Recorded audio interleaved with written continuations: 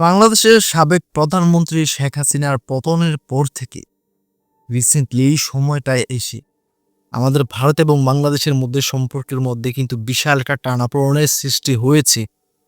ঠিক আছে? এর মধ্যে কিন্তু আমাদের ভারতে অনেক ভুল রয়েছে। বাংলাদেশের কোনো ভুল নেই এখানে। ঠিক আছে? আমি বুকে হাত রেখে বলতে পারি বিষয়টা। তো আমাদের ভারত নিঃস্বার্থভাবে বাংলাদেশকে কখনো বন্ধুত্বপূর্ণ বা বন্ধু ভাবেনি। ঠিক আছে? বাংলাদেশের উপর সবসময় কর্তৃত্ব দেখানোর চেষ্টা করেছে, যার ফলস্বরূপ রিসেন্টলি বাংলাদেশিরা এখন আর ভারতকে পছন্দ করে না।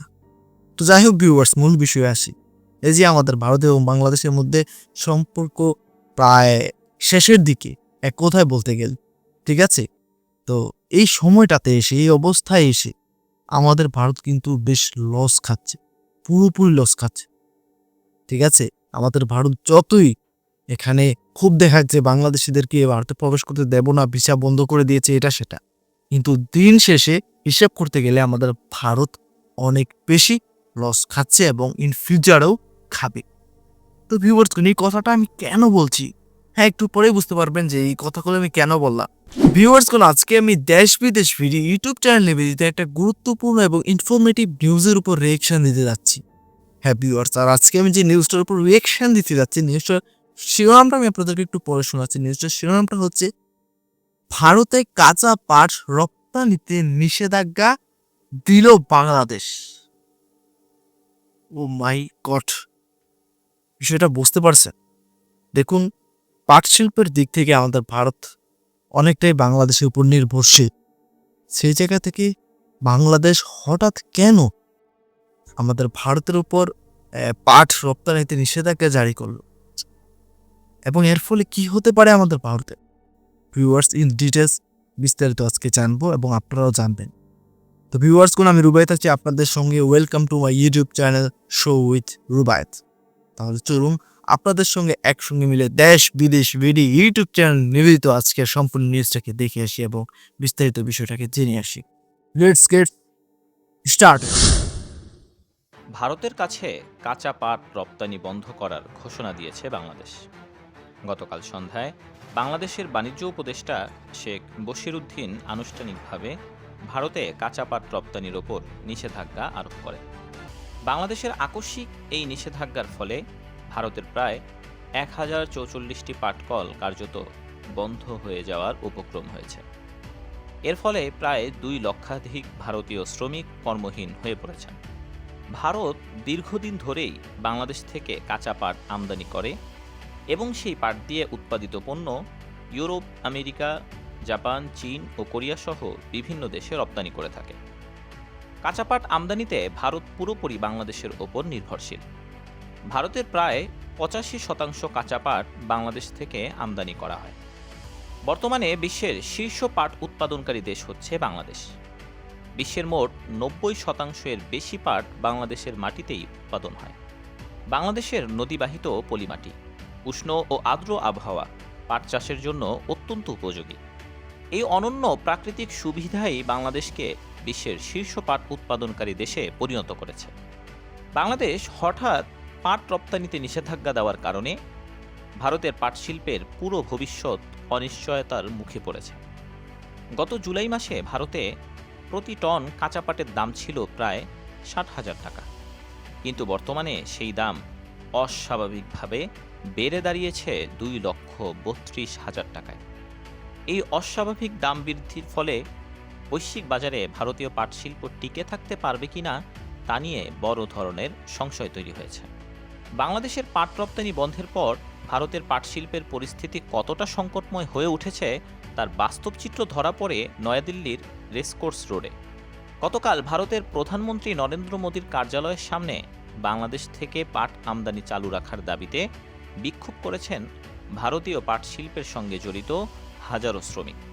జూట్ మిల్ కార్మికుని అయితే నేటికి 10 సంవత్సరాలు అయిందండి జూట్ మిల్ కట్టేసి అయినప్పటికీ ఈరోజు ওই বিক্ষোভ মিছিল থেকে তারা প্রধানমন্ত্রী নরেন্দ্র মোদীকে বাংলাদেশ থেকে পুনরায় পাট আমদানি চালুর জন্য দ্রুত কূটনৈতিক ও বাণিজ্যিক উদ্যোগ নেওয়ার আহ্বান জানান।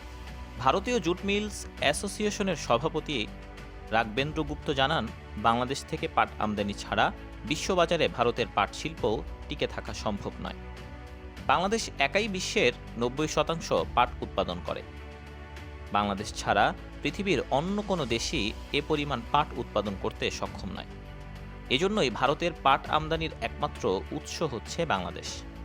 প্রতি বছর ভারত প্রায় $5 বিলিয়ন সমমূল্যের পাটজাত পণ্য ইউরোপ, আমেরিকা, জাপান, চীন ও কোরিয়া সহ পৃথিবীর বিভিন্ন দেশে রপ্তানি করে।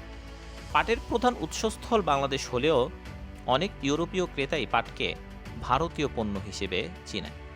এর প্রধান কারণ হল বাংলাদেশের পাটকল বন্ধ হয়ে যাওয়ার পর ভারত বিশ্ববাজারে পাটের এই বিশাল মার্কেট দখল করে নিয়েছে।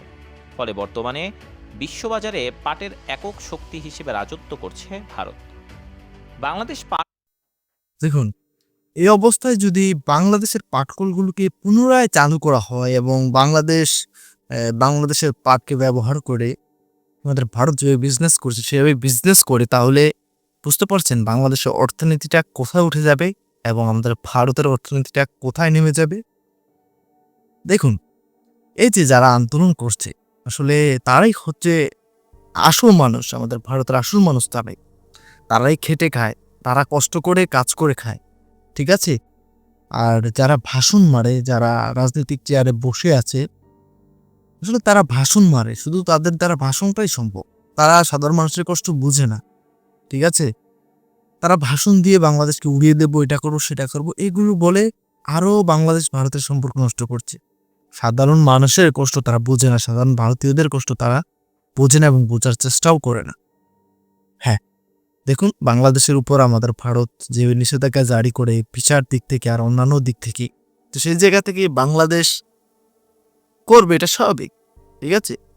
এতে এত চিন্তার কিছু নেই, শুধুমাত্র অর্থনীতিটা ডাউন হয়ে যাবে, এছাড়া কিছু হবে না। হ্যাঁ, কথাটা যেভাবে হেসে হেসে বললাম, আসলে কথাটা হাসার নয়, কথাটা খুবই কষ্টের। অর্থনীতি নিচে নেমে যাবে, তারপর কি হতে যাচ্ছে? 60,000 থেকে দাম কোথায় এসেছে, লাখে এসেছে, বুঝতে পারছেন। আর বাংলাদেশকে এটা সেটা বলো, দিন শেষে বুঝতে পারবে, আসলে বুঝতে পারবে। আমি কিছু বলবো না, সময় হলেই সবকিছু বুঝতে পারবে না। তাহলে চলো বাকি অংশটা দেখিয়েছি। পাট উৎপাদনে বিশ্বের প্রথম স্থান দখল করলেও পাটজাত পণ্য রপ্তানিতে এখনও অনেকটাই পিছিয়ে। এর প্রধান কারণ 1971 সালে বাংলাদেশের স্বাধীনতার পরবর্তী সময়ে ভারতীয় বাহিনী বাংলাদেশের পাটকলগুলোতে ব্যাপক লুটপাট চালায়।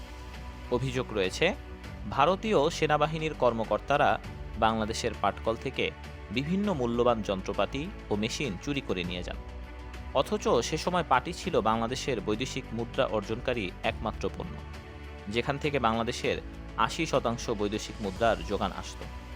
বাংলাদেশের পাট শিল্পকে ধ্বংস করতে ভারতের দীর্ঘমেয়াদী পরিকল্পনা ছিল।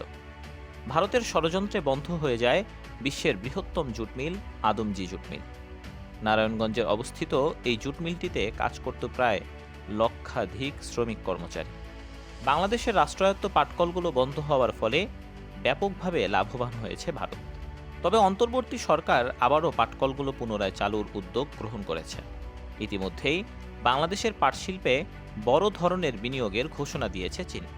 চীনের আধুনিক প্রযুক্তি ও উন্নত প্রক্রিয়াকরণ ব্যবস্থার সহায়তায় যদি বাংলাদেশের বন্ধ হয়ে যাওয়া পাট শিল্পগুলো পুনরায় চালু করা হয়, তাহলে বাংলাদেশ খুব অল্প সময়ের মধ্যে বিশ্ববাজারে তার হারানো অবস্থান পুনরুদ্ধার করতে সক্ষম হবে। আন্তর্জাতিক বাজারে দীর্ঘদিন ধরে পাটজাত পণ্যের প্রধান সরবরাহকারী হিসেবে ভারতের একচেটিয়া আধিপত্য বিদ্যমান থাকলেও চীনের এই বিনিয়োগ বাংলাদেশের জন্য একটি নতুন সুযোগ সৃষ্টি করতে পারে।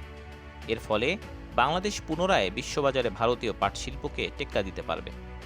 এছাড়াও চীনের পাশাপাশি পাকিস্তানও বাংলাদেশের পাট শিল্পে বড় অঙ্কের বিনিয়োগের ঘোষণা দিয়েছে।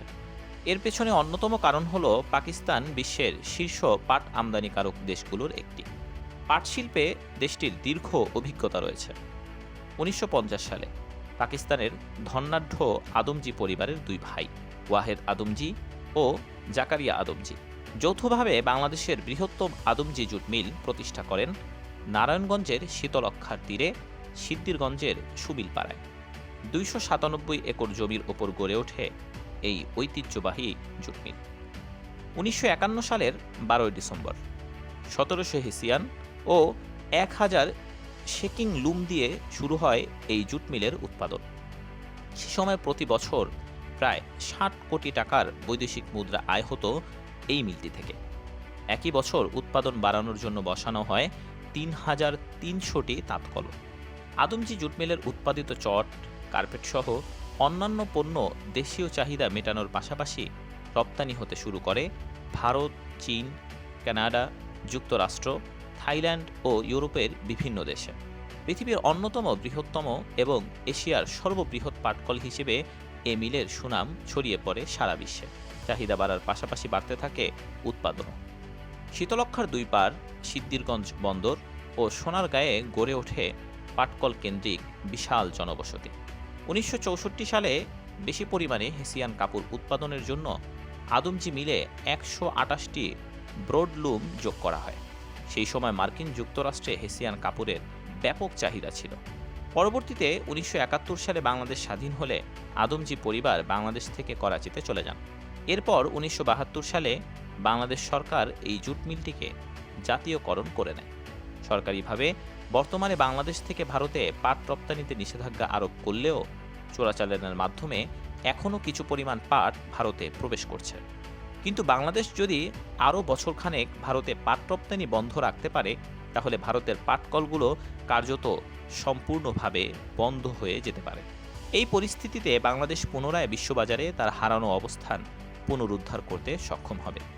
বর্তমানে প্লাস্টিকের কারণে পরিবেশ দূষণ বেড়ে যাওয়ায় ইউরোপের দেশগুলোতে পাটজাত পণ্যের চাহিদা ব্যাপকভাবে বৃদ্ধি পেয়েছে। তাই বাংলাদেশ যদি এখনই পাটের মার্কেটে প্রবেশ করতে কার্যকর উদ্যোগ গ্রহণ করে, তাহলে আগামীতে বিশ্ববাজারে পাটের একক নিয়ন্ত্রক হবে আমাদের মাতৃভূমি, জন্মভূমি, প্রাণের দেশ এই বাংলাদেশ। তো বন্ধুরা, আপনার কি মনে হয় বাংলাদেশের ভারতে পাট রপ্তানি বন্ধ করার বিষয়টি সঠিক সিদ্ধান্ত কি? আপনার খুবই মূল্যবান মতামত আমাদের কমেন্ট বক্সে এখনই জানিয়ে দিন। দেখা হবে নতুন কোনো ভিডিওতে। সে পর্যন্ত ভালো থাকুন। আল্লাহ সকলকে সুস্থ রাখুন ও নিরাপদে রাখুন। আসসালামু আলাইকুম ওয়া রাহমাতুল্লাহি ওয়া বারাকাতুহু। তো ভিউয়ার্স, দেশ বিদেশ বিডি ইউটিউব চ্যানেল নিবেদিত আজকে সম্পূর্ণ নিউজটা আপনারা দেখতেই পেলেন। আশা করি আপনারা বিস্তারিত সবকিছুই জানতে পেরেছেন এবং বুঝতে পেরেছেন। দেখুন, আমাদের ভারত পাটের দিক থেকে, ঠিক আছে, বাংলাদেশের উপর নির্ভরশীল। হ্যাঁ, তো সেই জায়গা থেকে বাংলাদেশ রিসেন্টলি এসে আমাদের ভারতে পাট রপ্তানিতে নিষেধাজ্ঞা জারি করেছে, যার ফলে আমাদের ভারতের যে পাট কলকারখানাগুলো রয়েছে, যেখানে পাট থেকে বিভিন্ন ধরনের জিনিসপত্র তৈরি করা হয়, সেই কলকারখানাগুলো প্রায় বন্ধের দিকে চলে যাবে যদি বাংলাদেশ পাট রপ্তানি পুরোপুরি বন্ধ রাখে। ঠিক আছে, তো এই বিষয়টা আসলে আমাদের ভারতের যারা নাগরিক রয়েছে, যারা এই কলকারখানাগুলোতে কাজ করত, তাদের জন্য এটা খুবই দুঃখের একটা নিউজ আমার মতে। ঠিক আছে, তাদের পরিবারের অবস্থা কি হবে এখন সেটা ভাবতে গেলে খুবই খারাপ লাগছে। আর অন্যদিকে যদি আমি মানবিক দিক থেকে বিচার করতে যাই, আসলে বাংলাদেশের সাথে এতদিন, ঠিক আছে, খুবই অন্যায় হয়েছে।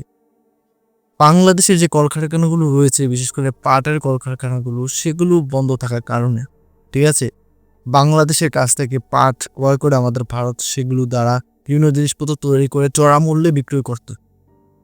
অন্যদিকে বাংলাদেশের যে কৃষকরা রয়েছে, যারা কষ্ট করে পাট চাষ করতো, তারা সেরকম মূল্য পেত না। তো রিসেন্টলি এসে সে সমীকরণটাই বদলে যাবে। হ্যাঁ, আর ইন ফিউচারে ভবিষ্যতে যে বিষয়টা হতে যাচ্ছে সেটা সম্পর্কে একটু সংক্ষেপে বলি। ভবিষ্যতে পুরো বিশ্বের মানে এরকম একটা অবস্থা হবে যে পলিথিনের ব্যবহার পুরোপুরি কমিয়ে আনার চেষ্টা করা হবে। কারণ যেভাবে পলিথিন দ্বারা পৃথিবীর যেই পরিস্থিতি বা পৃথিবীর যে পরিবেশ, মাটির যে পরিবেশ নষ্ট হচ্ছে, সেটা ভবিষ্যতে গিয়ে কমিয়ে আনার পুরোপুরি চেষ্টা করা হবে। এখনও কিন্তু চেষ্টা করা হচ্ছে। উন্নত দেশগুলো কিন্তু পলিথিনের ব্যবহার পুরোপুরি কমিয়ে দিয়েছে। তো সেই জায়গা থেকে পাটের যেই ব্যবহার, পাট দ্বারা জিনিসপত্রের যে ব্যবহার, সেটা পুরোপুরি বেড়ে যাবে। তো সেই জায়গা থেকে বাংলাদেশ যদি পাটের যে আধিপত্য রয়েছে সেটা যদি ধরে রাখতে পারে, তাহলে বাংলাদেশের অর্থনীতি অনেক উপরে চলে যাবে এবং বাংলাদেশ এমন একটা অবস্থায় যাবে যেটা আসলেই খুবই সম্মানের হয়ে যাবে। এবং বাংলাদেশকে গরিব দেশ বলা আসলেই আর পসিবল হবে না। এবং আমাদের ভারত বাংলাদেশকে বলে বাংলাদেশ এটা সেটাও আর বলতে পারবে না। আর যদি বাংলাদেশ অর্থনৈতিক দিক থেকে অনেক বেশি শক্তিশালী হয়, তাহলে সামরিক দিক থেকেও শক্তিশালী হতে পারবে। তো সব মিলিয়ে বাংলাদেশের জন্য কিন্তু এটা একটা প্লাস পয়েন্ট। তা আপনাদের ব্যক্তিগত মতামত কি অবশ্যই কমেন্ট করে জানাবেন। সম্পূর্ণ নিউজটা তো আপনারা দেখতেই পেয়েছেন। তো ভিউয়ার্সগণ, আজকের সম্পূর্ণ নিউজটা যদি আপনাদের কাছে ইনফরমেটিভ মনে হয়ে থাকে, ভালো লেগে থাকে, আপনারা চাইলে কিন্তু আমার ইউটিউব চ্যানেলকে সাবস্ক্রাইব করতে পারেন, ভিডিওতে লাইক করতে পারেন। তাহলে বিদায় নিচ্ছি, এখানে দেখা হবে পরবর্তী কোনো একটা ভিডিওতে। ততক্ষণ পর্যন্ত সকলে ভালো থাকবেন, সুস্থ থাকবেন। Tata, bye bye.